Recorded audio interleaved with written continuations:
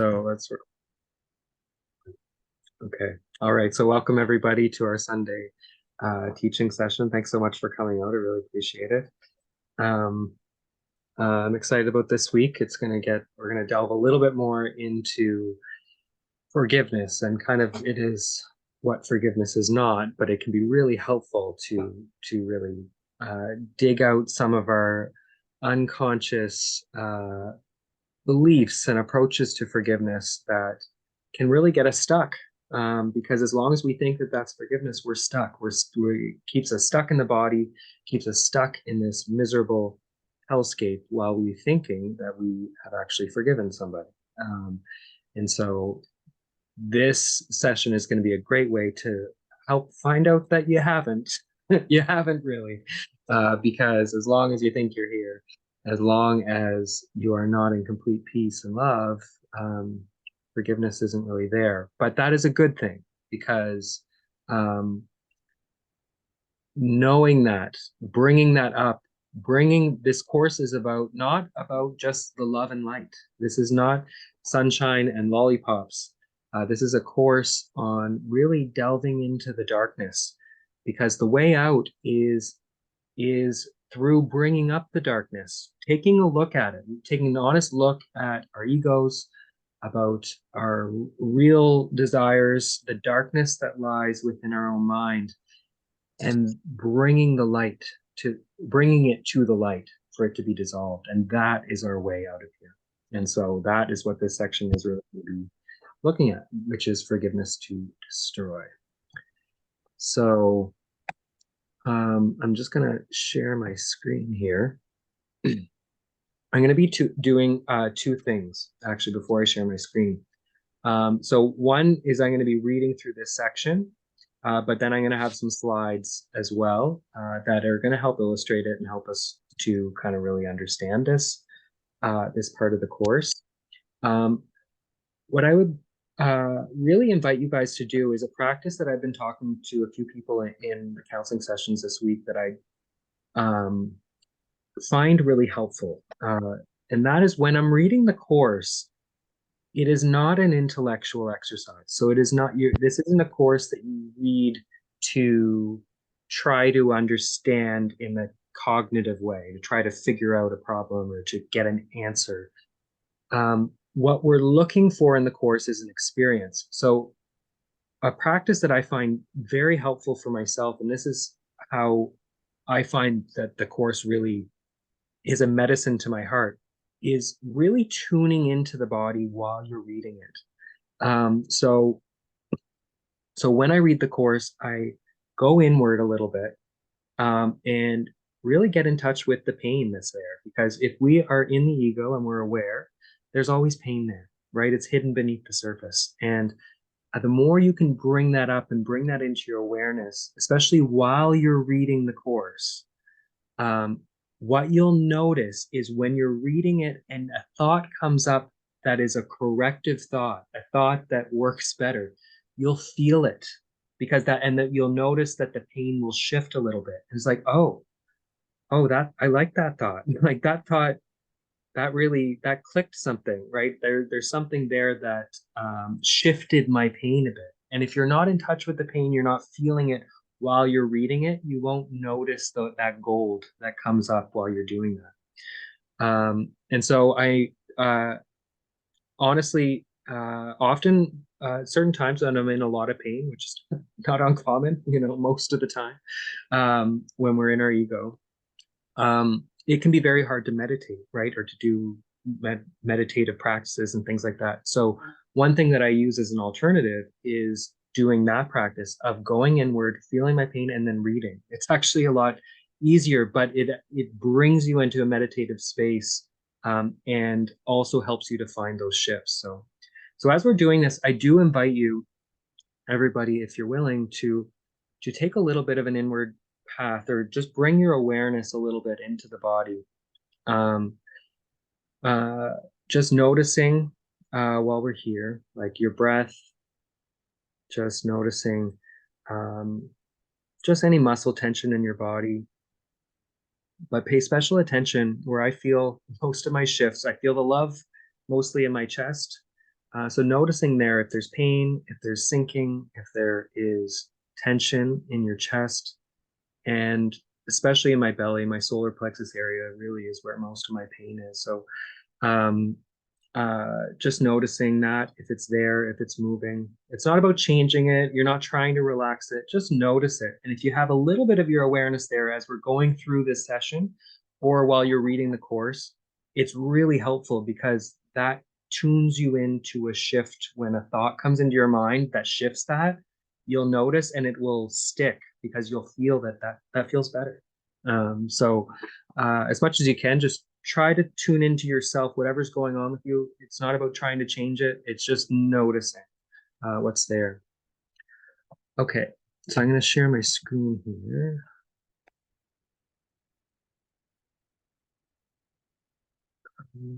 And let me skip this.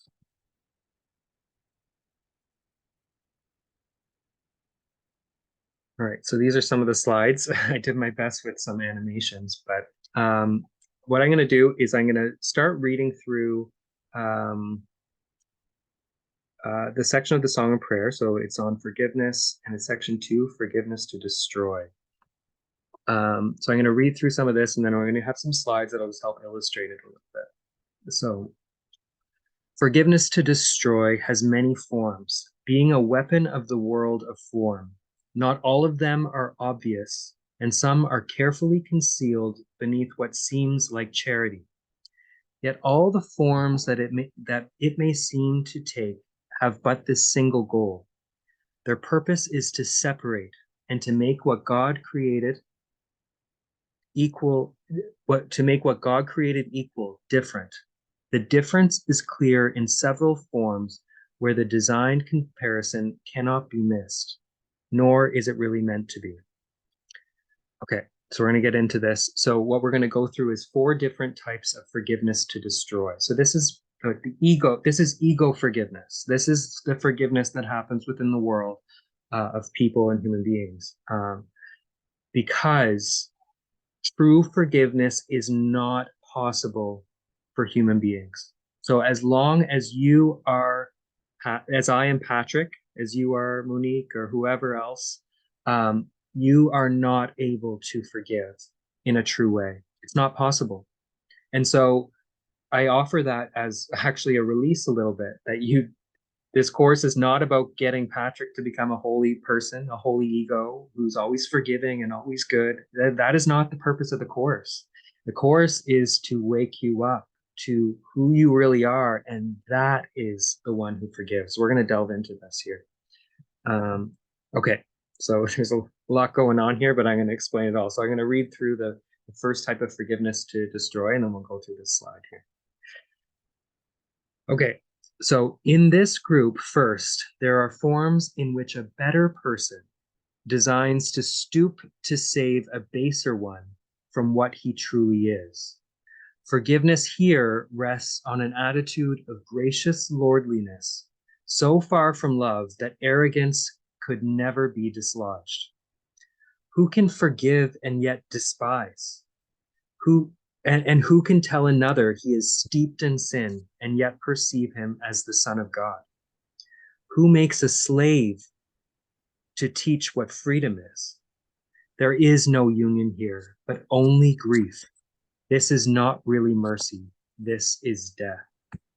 Okay, so there's a lot there, but this is probably one of the most common forms of forgiveness within the world, which is a bit of a trick because it's not real forgiveness.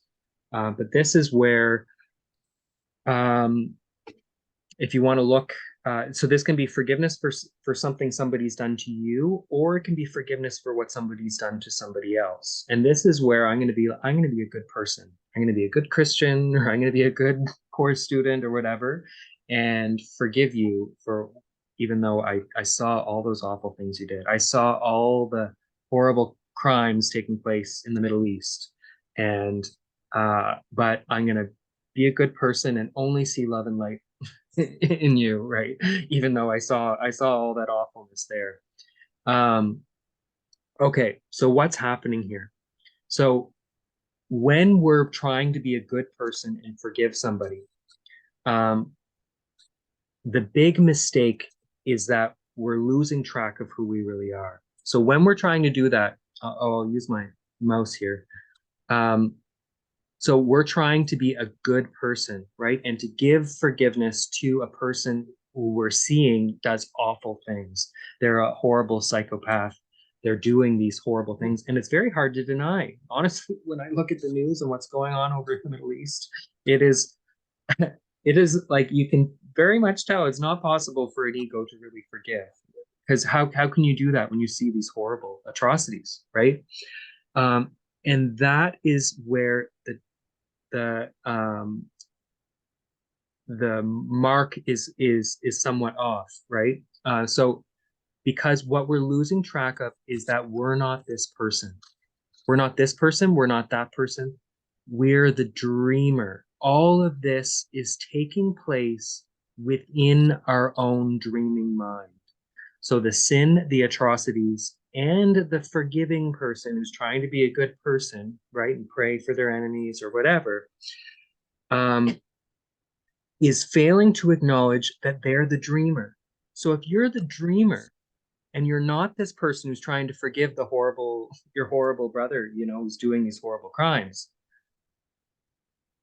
then you're actually the one that made him that.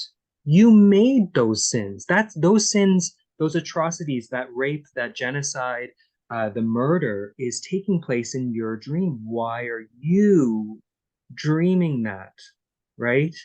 So what's really going on is because you're making up the victim and the victimizer, and the forgiver, if they're different, if they seem to be different.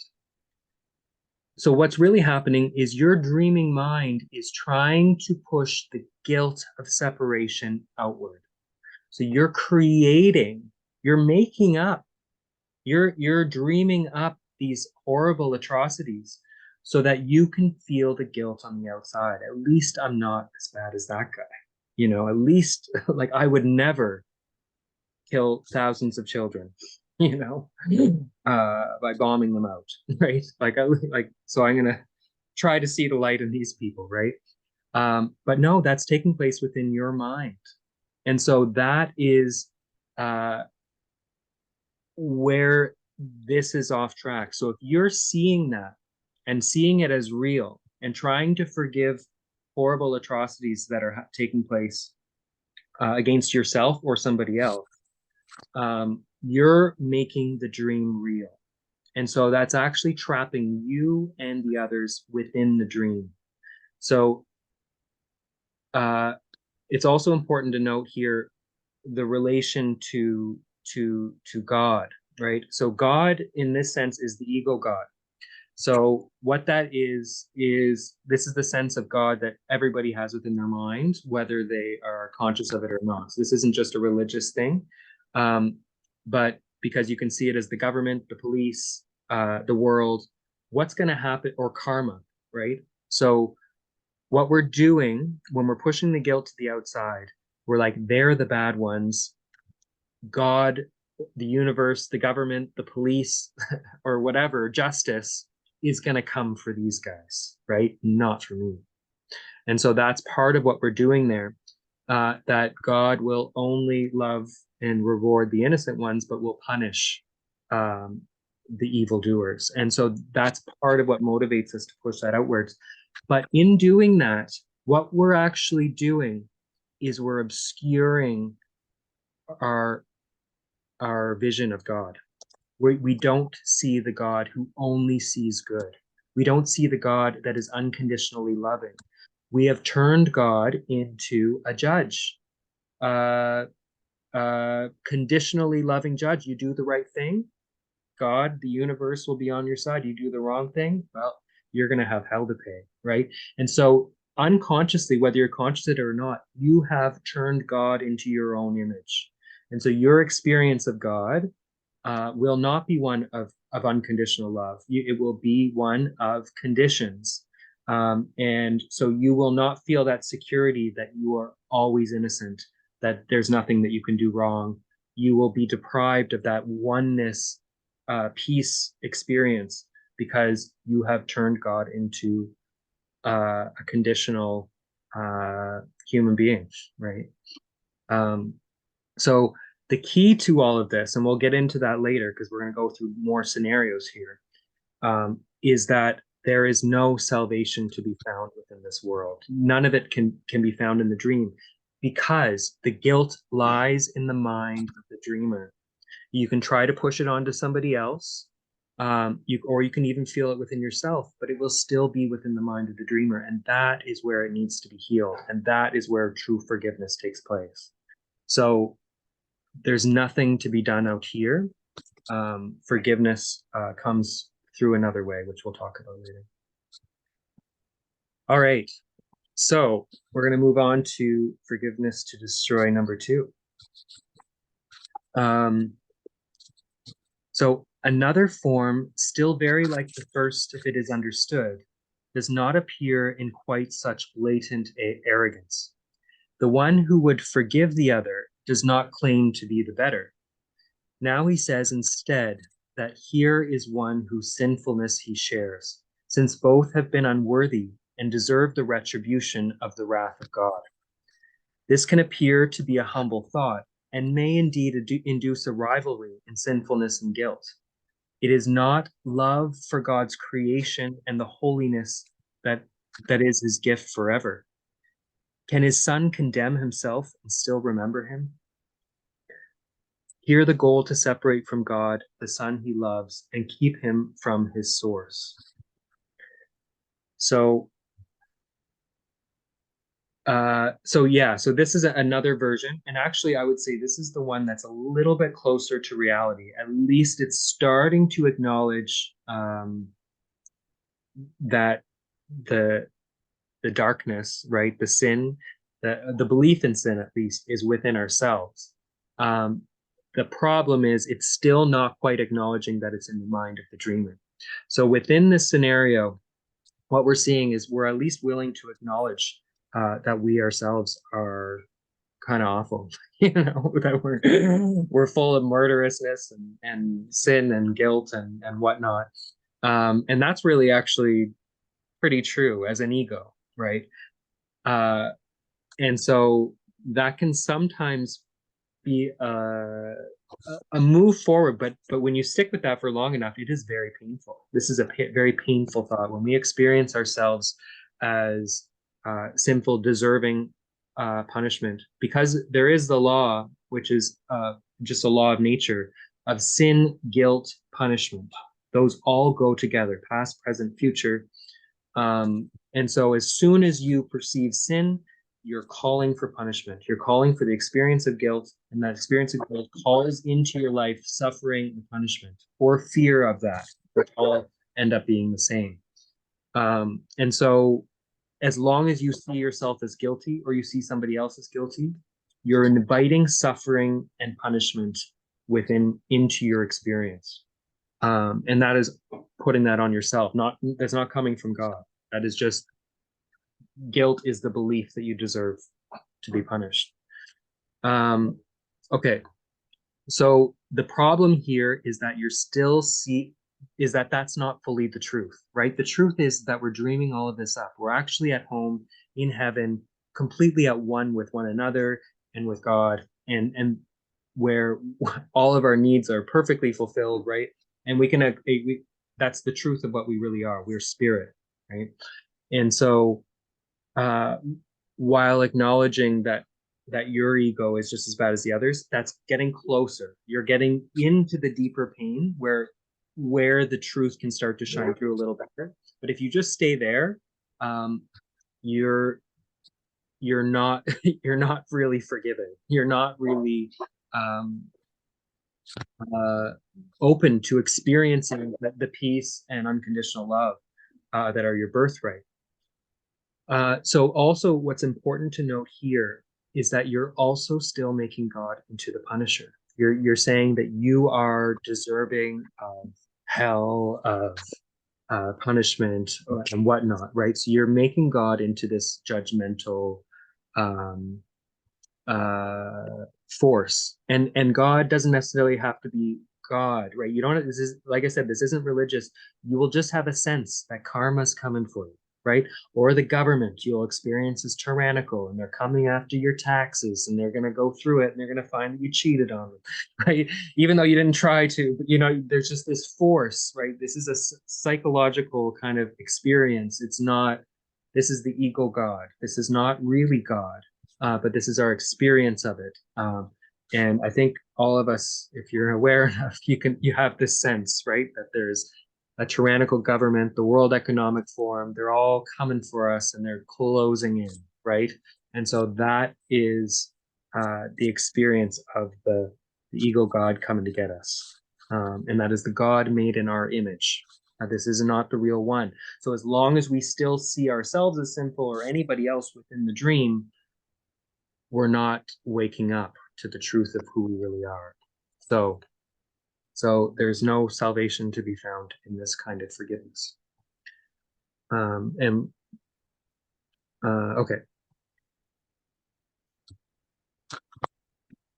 All right. So we'll move on to the third one, which is another good one. Okay. So paragraph 4.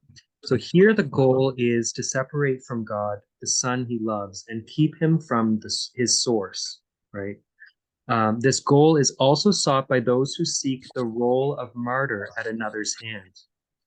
Here must the aim be clearly seen, for this may pass as meekness and as charity instead of cruelty.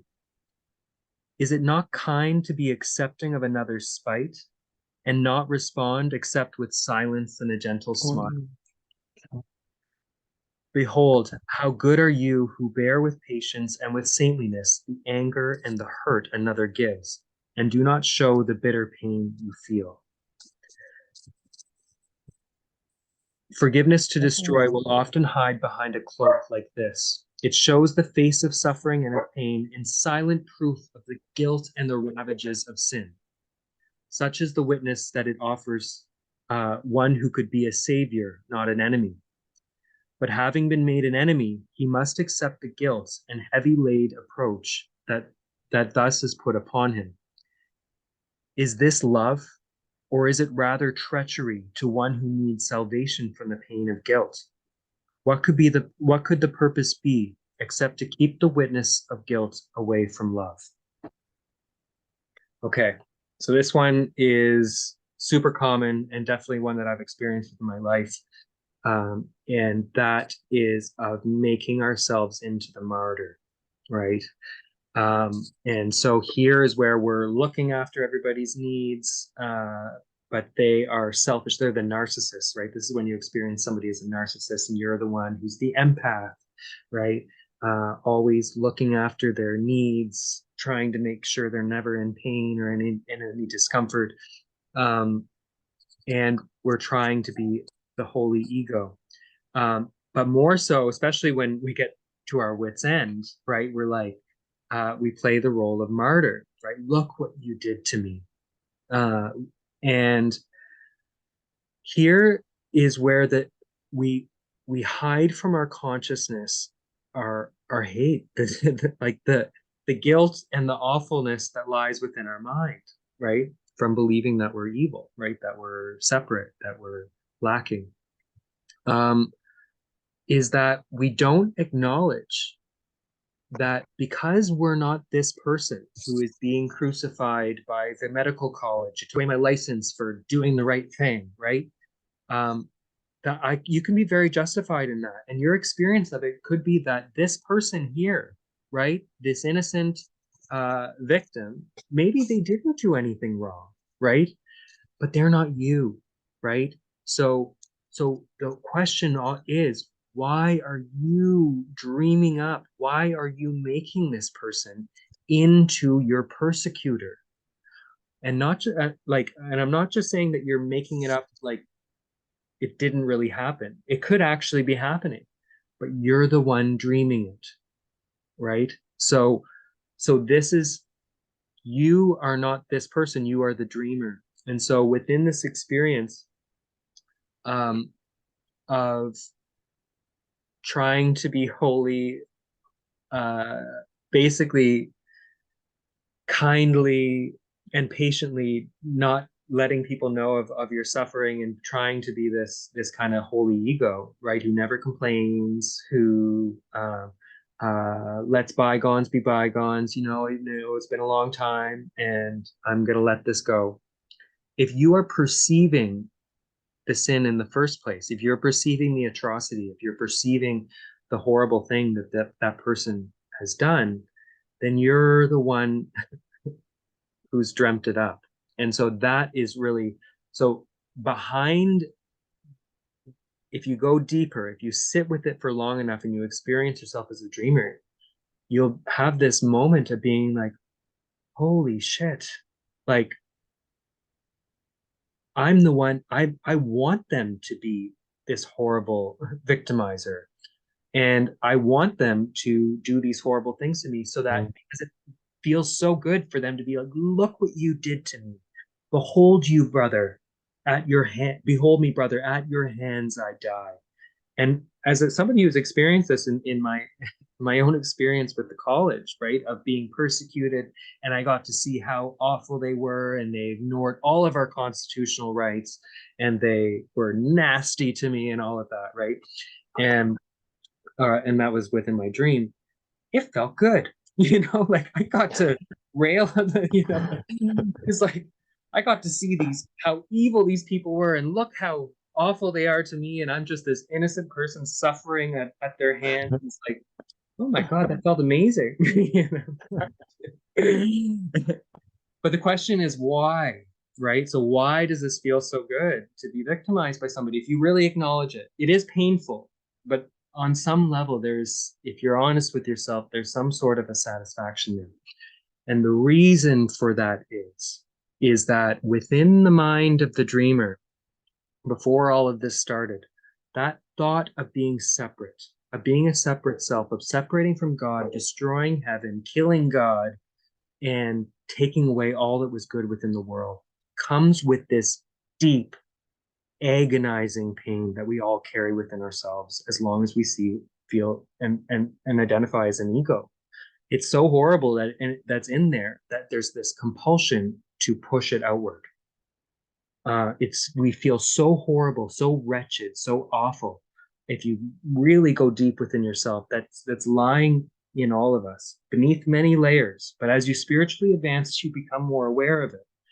And it's so awful that we need to push it outward. And that's why it feels so good to create a world full of atrocities, full of awfulness, of death and destruction and war and genocide, because then we can be like, well, at least I'm not as bad as those people out there, right? But all of it's within our mind. So pushing it outward into these external events and circumstances and atrocities and calamities um,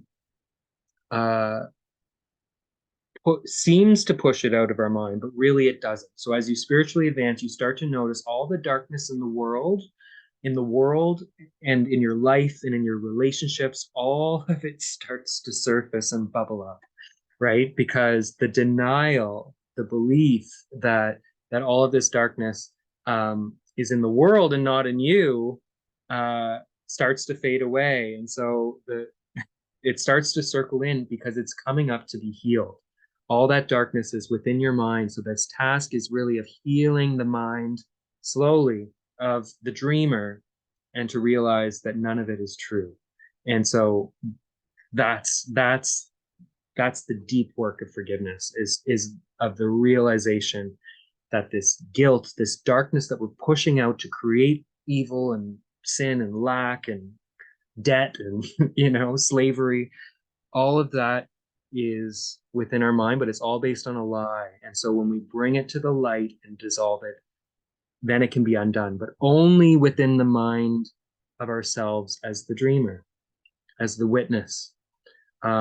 You can't do it down here. All you can do is try to shift the blame. That's all you can do as an ego. And when you do that, you deny your experience of God. You turn into this sky daddy guy, who's always judging you, right? That was my experience of God when I was Catholic, and scrupulous about all my sins. And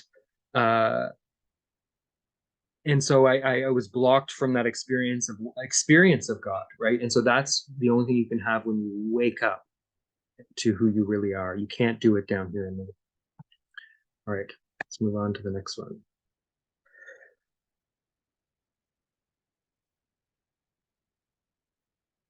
Um,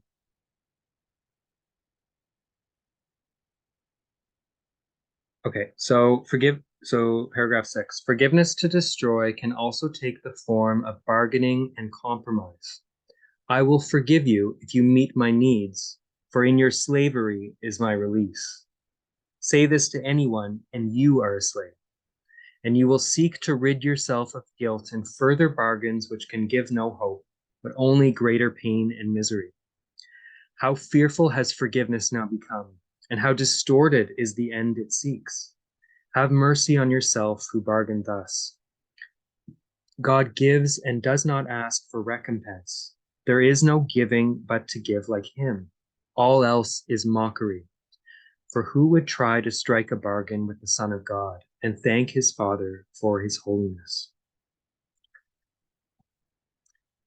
What would you show your brother? Would you try to reinforce his guilt and thus your own? Forgiveness is the means for your escape. How pitiful it is to make of it the means for further slavery and pain. Within the world of opposites, there is a way to use forgiveness for the goal of God and to find the peace he offers you. Okay, that's getting a little bit further into forgiveness, the true forgiveness. But okay, so this one of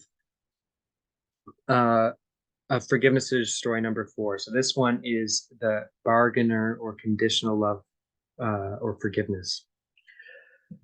So in this, this is also a very common one. I mean, you hear it all the time, right? Of I'll forgive you if you stop doing that to me, right? So I'll forgive you if you apologize, right? And ask for my forgiveness, or I'll forgive you if you start to meet my needs and you start acting the way that I want. So in this, oh shoot. Um,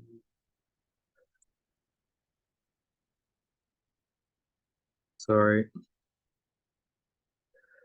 Yeah, so in this one, similar to the first one, we're trying to be a good person, right? And we want to see ourselves as a good person as long as the other person meets my needs. So this one, we're looking kind of at special relationships, right? So as long as you love me, as long as you never cheat on me, right? As long as you respect me and treat me well, then sure, I'll forgive you, you know?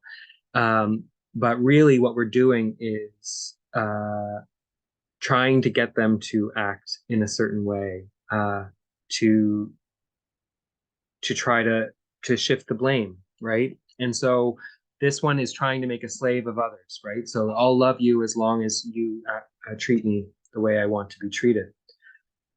But really, what this really reveals, if we're really honest about it, is that this kind of love, right, is really a veil, a thin veil over hatred.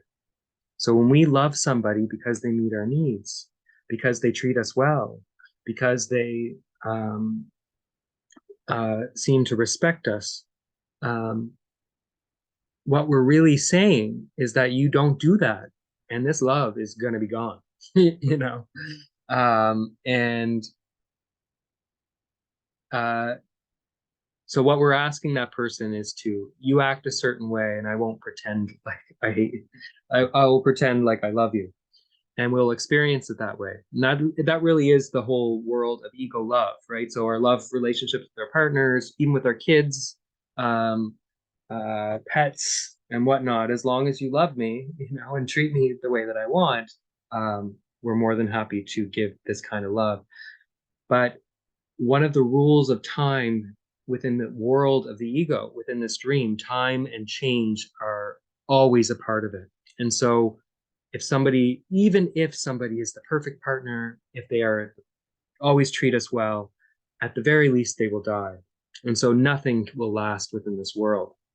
And so this kind of forgiveness, this bargaining, um, can never last, and it will never bring that deep forgiveness that the Course really offers us, or oneness of waking up from the dream. And so, in that sense, forgiveness isn't really possible within the world, because you can never trust somebody to always treat you well. And if you're really wanting that experience of love and oneness to come through that, it never really will. And what we're doing is we're enslaving that person to meet our needs. And it's not a ticket to oneness. It, again, is just shifting the blame. That if that person doesn't do what they want, karma, the world, or me are coming for you, you know? So this is not the world of unconditional love. All right. So this is getting in a little more to what we're going to talk about next week, which is forgiveness to salvation. But I want to move into this a little bit more, just to give a little taste, right? And how do we really get there? So um, we've talked about all these forms of forgiveness within the world, which actually are just of shifting the blame, right? None of them get rid of the blame. They just try to control, they try to make the dream into a certain way so that I feel less guilt. But none of it works, because all of this world is still taking place within our own mind. It's not acknowledging that we're the dreamer. So forgiveness for salvation is completely different. It works on a completely different plane. This is not about making the other person into a good person so that I can love them again, or uh, or of trying to just be good and pretend to see what I didn't see. It's really owning your mind as the dreamer. And that's really what the Course is doing, right? Little by little, of deconstructing all of these beliefs that keep us tied the um, into the dream world. And so forgiveness for salvation uh, requires a completely different thought system. It is the awakening to who we really are. And when we can see that in the other, when we can start to see them as spirit, when we can see them as light, one with God, and have that experience within our heart, that a deep knowing that we are one with them, and that we are spirit, that we are unable to be harmed, that we are holy and innocent. When you not just believe that like a cognitive belief, that like a doctrine, but you experience it within yourself, what happens is it begins to melt away the dream world. And so that's like in our uh, uh, lesson last week, where we began to seek the light in the other person. What we notice is that darkness and the avoidance, the cringe feeling that you have around asking that other person for their blessing, right? That begins to fade away as we experience the light. So the light um, uh, basically becomes more and more real within our experience, and then what happens is the rest of the world fades. So how do we do this? Um, so the key really with all of this is a deep allowing. So it is not, so when we're seeing somebody harming us, we're seeing somebody harming the others, what we want to do is fully and deeply allow whatever we're feeling about that, right? So we're seeing the horrible atrocities in the Middle East, and we're seeing which side we like, which side we don't, and um, and what we do is we go to the feelings, those deep feelings of hatred, of powerlessness, of victimization, um, and we just allow them to be there, and we allow the judgments and all of that just to be there, and stop trying to be the holy ego. And so as we do that, we open our mind to the Holy Spirit, the inner teacher, because there is always a compulsion, right, to try to fix, to try to forgive within the world, to try to make a judgment. How can we stop them? You're like, this is horrible. What's happening, right? So all of those things are defenses. And so the more that we can just go inward and just allow, where we drop all of the meanings that maybe nothing I see means anything, right? Maybe this isn't really the problem. We open our minds like we did with the other lesson last week, or the first week, I think. Let me recognize the problem, that it may be solved, right? So as while we're in the world of people and places and bodies and life and death, we can't recognize the real problem. So what we do is we just bring that to them, go bring that to the Holy Spirit within your mind, your inner teacher, whatever, your higher self, whatever you want to call him. But it's a higher thought system, the memory of our unity with God, that allows the light to start to come in. And so that's what all the lessons do, little by little, by just slowly deconstructing some of these fundamental beliefs that build up our dream world. All right. So yeah, we're going to go more into depth into the practice of forgiveness for salvation. How do we really get there? I mean, the whole course really is about that. But really, it is a beginning to see the light there and sowing doubt into the world. And so that's what we're going to practice a little bit today with our lesson. All right. So that's it for that section. Oh, sorry. I forgot to finish reading off the section. Okay. Okay, so how pitiful it is to make of it a means for further slavery and pain. Within the world of opposites, there is a way to use forgiveness for the goal of God and find the peace he offers you. Take nothing else, for you have sought your death and prayed for separation from yourself. Christ is for all because he is in all. It is his face forgiveness lets you see. It is his face in which you see your own. All forms forgiveness takes that do not lead away from anger, condemnation, and comparisons of every kind are death. For that is what their purposes have set. Be not deceived by them, but lay them by as worthless in their tragic offerings. You do not want to stay in slavery. You do not want to be afraid of God. You want to see the sunlight and the glow of heaven shining on the face of earth, redeemed from sin and in the love of God. From here is prayer released along with you. Your wings are free, and prayer will lift you up and bring you home where God would have you be. So yeah, as we lay these aside, as we actually allow our egos to try to go through all these mental gymnastics to try to push the blame onto other people, onto other situations, and to dream up all these atrocities. But as we slowly allow it all to come up, allow the darkness, the evil, the hatred, and just allow it to be there, we come to the realization that it's not us.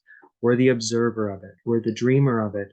So the more that we allow it and welcome the darkness, the more we realize that it's not us and that we're the loving presence behind it, behind this thin veil of guilt, sin, and fear that makes up this whole world.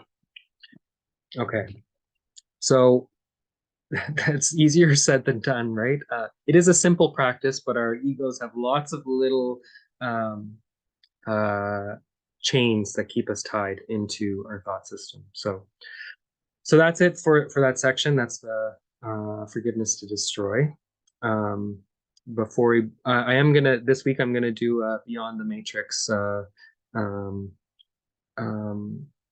meditation, which I highly recommend that channel. He goes through all of the lessons and he does really good like music and meditation there. So we're going to do that one next. But now I just want to open it up for any questions. If you guys have any questions or comments on that section of the course. I have a question, Patrick. Sure. So when you speak about the dream, is it an individual dream or a collective dream, or who am I? Am I dreaming you? Are you dreaming the? Yeah. Because there's a shared. We can talk about the situation in the Middle East. You know about it, and I Yeah. do. Yeah. So there's a shared. That's the part I don't understand. Thank Yeah. Yeah. Yeah. No problem. Yeah. So yeah, it is both. So it is an individual dream and a collective dream. So it's collective, not in the way you would traditionally think. So it's not a democratic uh vote, you know what I mean? Like these people are kind of dreaming that, but I don't want to dream that up, but we got to go through it anyway because enough people have kind of come up with that idea. It's not like that. It is always your dream. So um so so yeah, it is collective, uh but uh you are always responsible for everything that you see. And so what happens is as we spiritually awaken, we begin to take more and more responsibility for everything that we see. And we realize that uh, our healing, our forgiveness is not just for ourselves, right? Because we're not ourselves. We're the dreamer of this whole world. And so our minds begin to join with others. And so what you will experience, your experience of it, if your experience was going on with the Middle East, it is within your mind to heal that. That is your role within the world, to heal your experience of that, right? It doesn't mean you necessarily need to fix it, but if it's causing a distress within your mind, then there's something there that led you to want to dream that up. And that is something that your function within this world is to heal. And there's other people doing that at the same time as you, but it's all within your mind. So what happens is we're split off into all these different parts, right? So the mind of the Son of God, right, is split off, or at least it believes it is. And so as we converge, as we wake up, as we tune into who we really are as the dreamer, what happens is we become conscious that we're all one. And so yeah, so it's a bit of both. It is a collective dream that seems very split off. It feels like there's an alien will doing these things on the outside, but it is all you. And so as we wake up more and more, we realize that I'm not Patrick anyway, and you're not Monique, right? We're the one mind of the Son of God who is one in unconditional love and a deep connection. And so that's what I find so compelling about this Course in Miracles is that it really plays on and awakens us to the interpersonal um, nature of our awakening. Forgiveness is central to it because what you'll notice is that ironically, like you have your family and your friends, right? There are people who are close to you, who you love and whatnot. But as you forgive, as you awaken, as you really begin to see the light in yourself and in others and realize that you're one and you feel that, there is a deep connection just behind all of this guilt that we feel. And that deep connection through forgiveness is this much more intimate oneness joining experience that goes far beyond any connection that you can find within the world. And so, yeah, we're becoming one, not in an isolated way of being alone. It's just me and the universe. It's not that. We become one as a loving, expansive, unconditionally creative uh, force, right? So this is not there's not a loneliness that comes with it. It is a joining, and that we're intimately one on a very deep and fulfilling level. And that's what's hidden behind all of our grievances. Okay, Michelle? Okay, so I always have a hard time with this.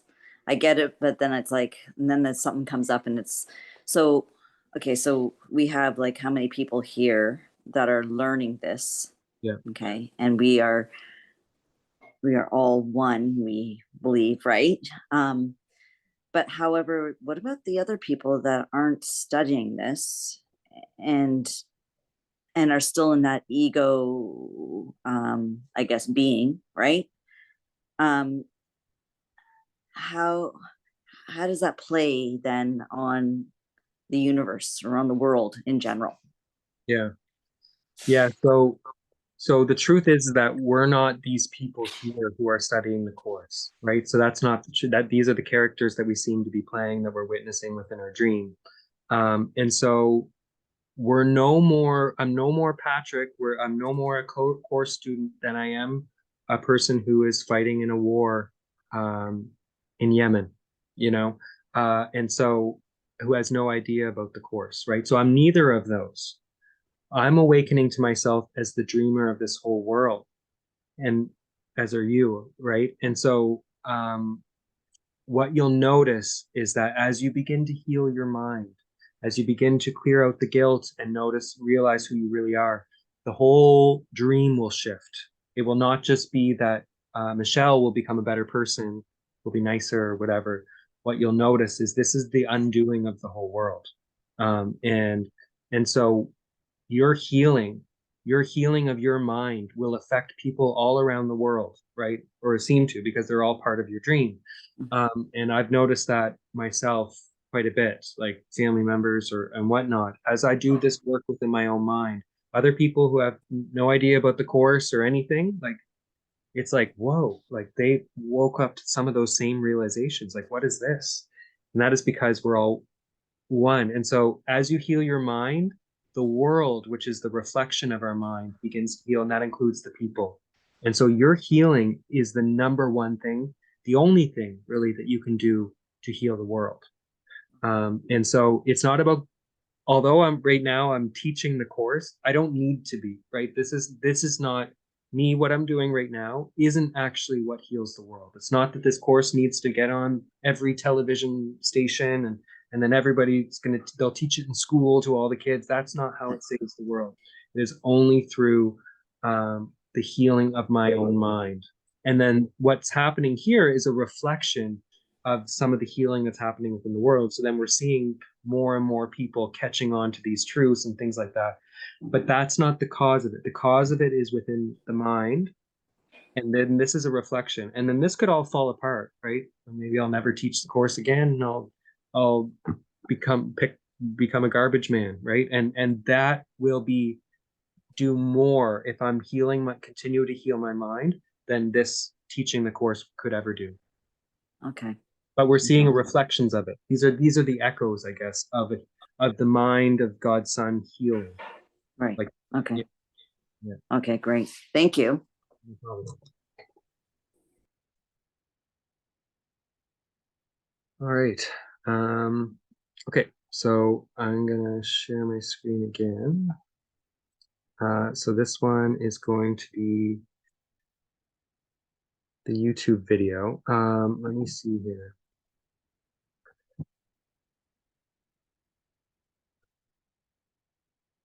So I'm going to put the link in case sometimes the audio doesn't come through very well in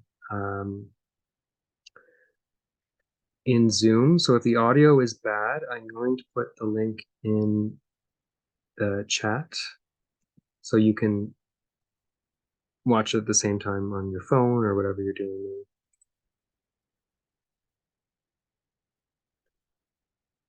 So this one is lesson 31.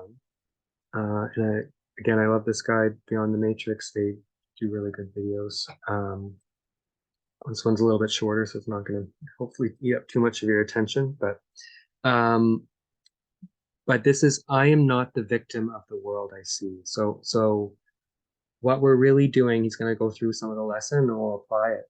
But what this is a declaration, because victim mentality, seeing ourselves as a victim or seeing others as the victim, is built into the operating system of the world, because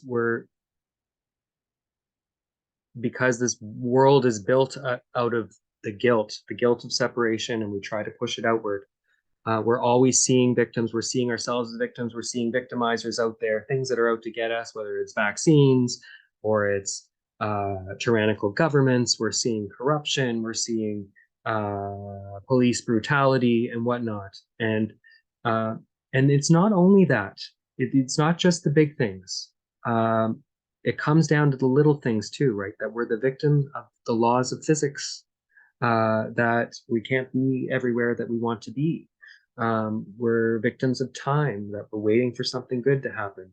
And so all of these beliefs, all of these laws of this universe that we've created, are all designed to make us victims, to keep us away from that one thing that would bring us the peace and the oneness that our heart needs and wants and desires, right?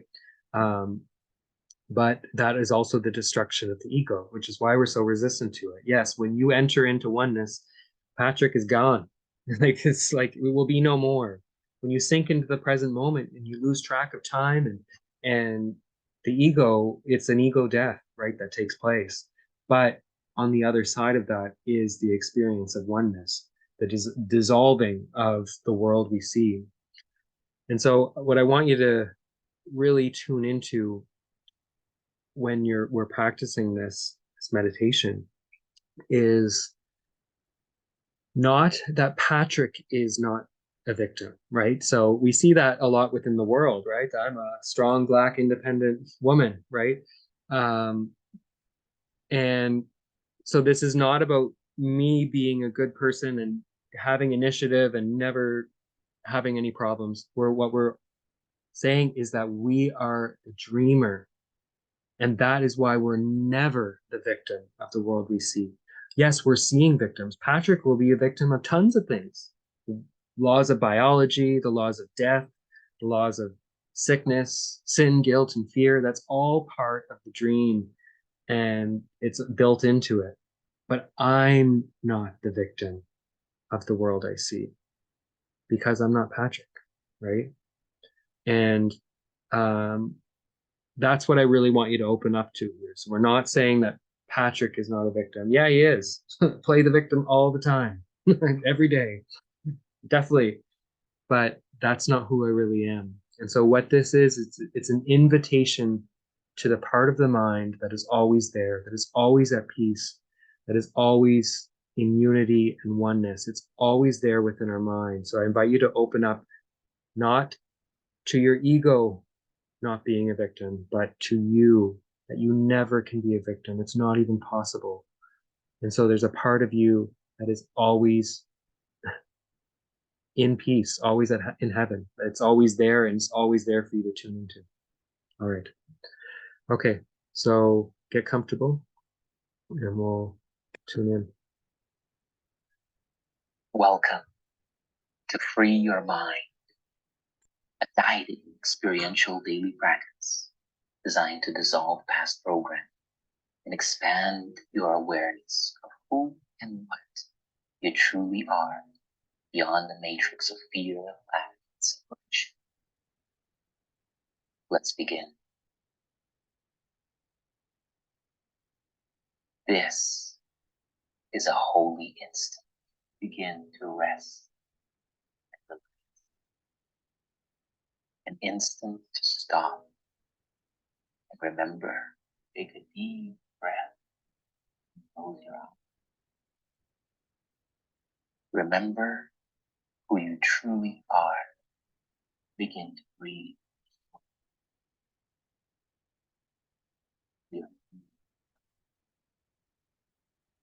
You are not limited, but unlimited. Not mortal, but timeless. Not weak, but powerful beyond all measure. You are not the body, not even the mind. The reason that you don't experience the truth of who you are is only because you are dreaming.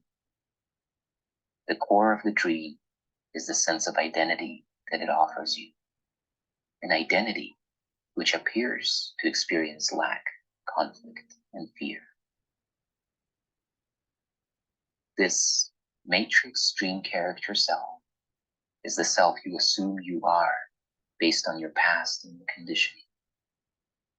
Beyond this matrix self is your true and original self, which can't be conceptualized, but it can be experienced.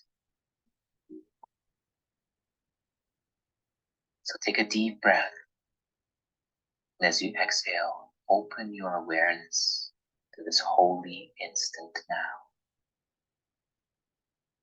An instant of investing your energy and attention to make contact with your unconditional freedom.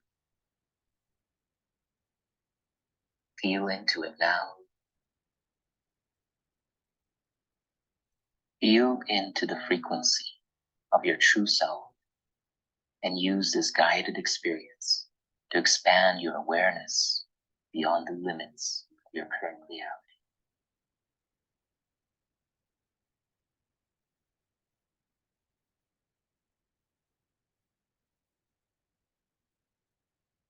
I am not the victim of the world I see. With your eyes remaining closed, repeat this idea slowly to yourself and sense into the frequency, the experience to which it points.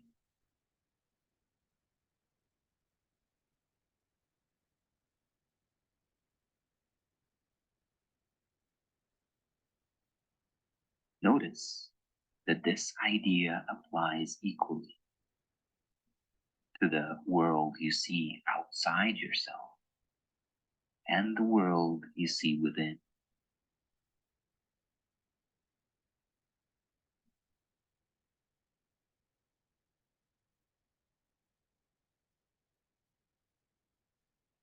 It is not your dream character self that is not the victim of the world.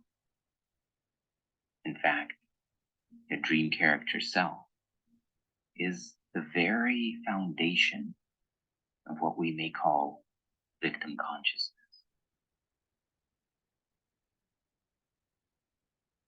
This separate sense of self feels victimized not only by the sights and sounds, circumstances, events, and people outside of itself, but likewise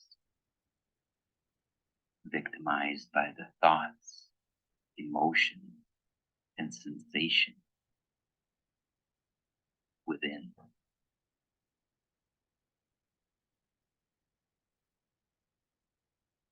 This dream character self cannot become a victor over its inner or outer world.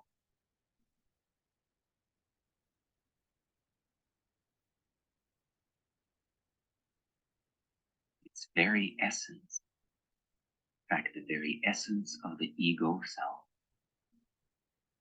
is the constant sense of survival, competition, and conflict.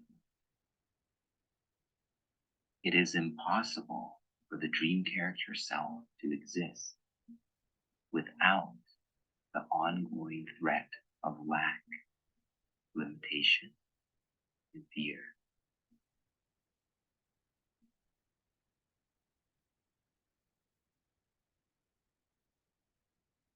So when you say, I am not the victim of the world I see,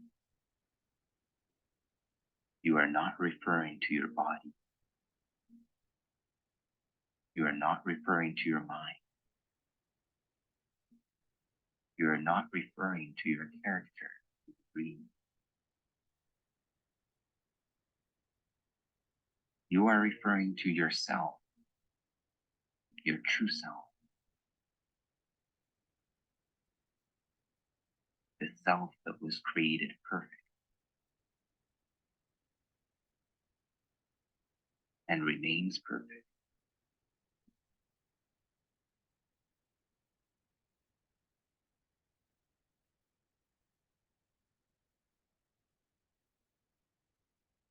This self is not far away.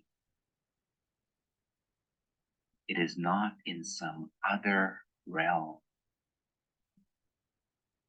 nor is it in some other future or some other time.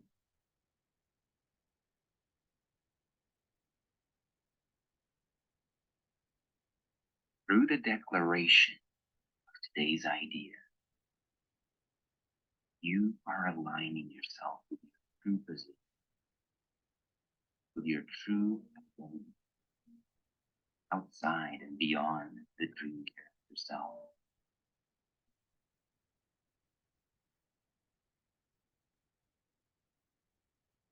As you practice with today's idea, focus on two specific aspects. One, in which you apply the idea on a more sustained basis. And the second, consisting of frequent applications of the idea throughout the day. Let's practice now. With your eyes closed, apply the idea to your inner world.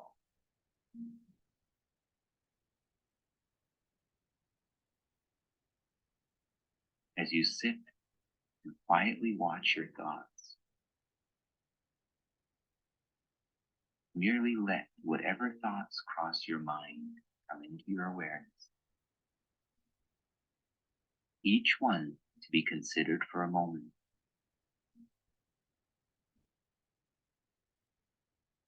And then to be replaced by the next.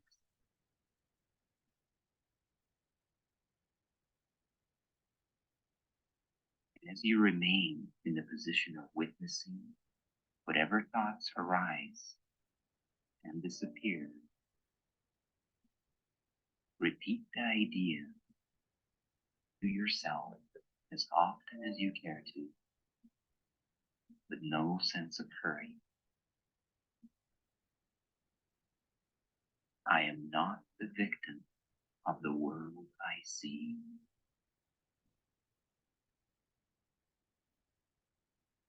Continue on your own for the next 3 minutes.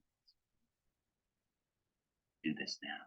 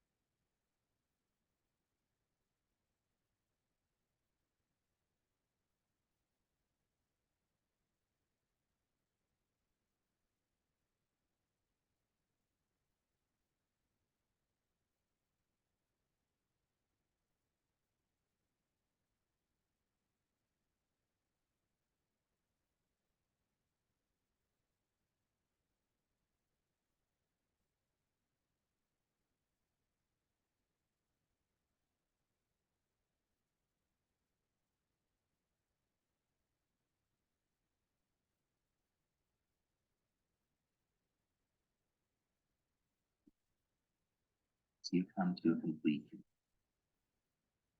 Your next inhale, take a deep breath. Live for a moment at a time. As you exhale slowly, relax and release. Simply open your eyes. You behold the outer world. Repeat to yourself one more. I am not the victim of the world I see.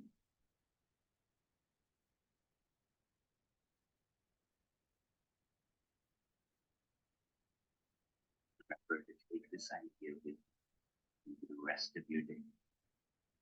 Repeat the idea as often as possible.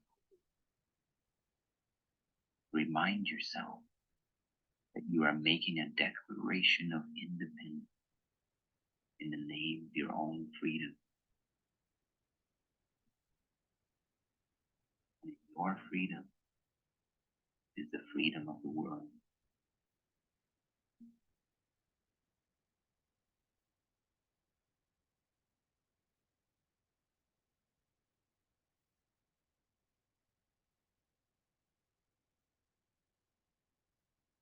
Whenever you feel the temptation to perceive the inner or outer world as having any kind of power over you, use that very moment to apply this idea and declare,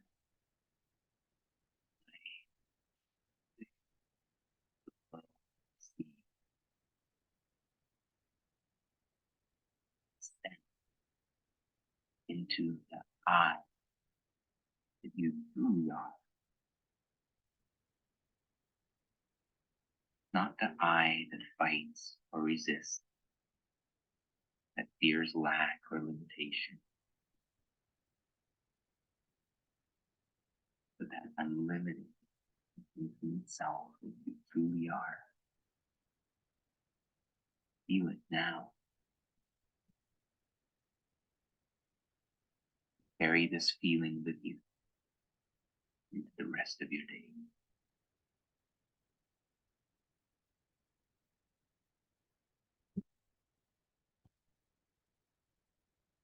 Weird.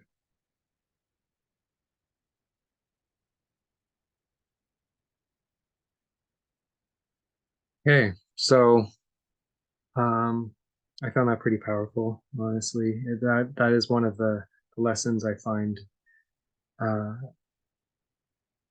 can be really helpful, because what I find when I'm pick these scenarios where people did something to me or didn't meet my expectations or whatever, you feel the upset that comes from it. What I find when I really feel into this, I am not the victim of the world I see, right? So we're not denying that Patrick was a victim, that he was mistreated, that he was wronged, but you're saying that I'm not that, right? And so what I find is it pulls my consciousness a little bit out into that dreamer space a little bit. So that's what he's saying there. Feel into the I that is not the victim, that can never be the victim. That it can be a horrible atrocity going on and you're still not the victim. You're not denying that there's a victim within the dream, right? We're not denying there's something horrible going on there, but that's not the truth. And so that's what is so awesome about this one is it pulls your consciousness just a little bit. I find I just become like, I don't feel like I'm Patrick. I feel like I'm the witness a little bit more. Yeah. And I feel the pain lifts of it a little bit, right? That's like, oh, maybe there's more to this, there's more to this experience and this victim consciousness, because the whole world is made up of it. It's built into the matrix, right? And so that's why there can be no peace within the world. Doesn't mean that you can't find peace. You can, but it won't come from the world. Yeah. All right, so that's kind of all I have for now. Does anybody else have any questions or want to reflect on what they experienced? Or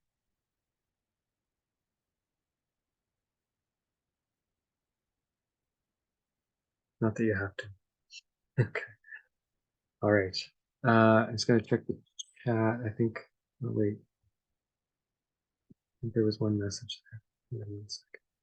Oh, just Sheldon had to go. Okay, perfect. Okay, that's it. Thanks so much for coming out, guys. I really appreciate it. Thank you for everybody who's been supporting me to be able to do this, and not that it's expected at all. I'm just happy to do this, yeah, thank you for coming out. I really appreciate it. Thank you, All right. Patrick. Thank you, Pat. See you guys. Thank you. Bye. Thank you. Thank you, Patrick.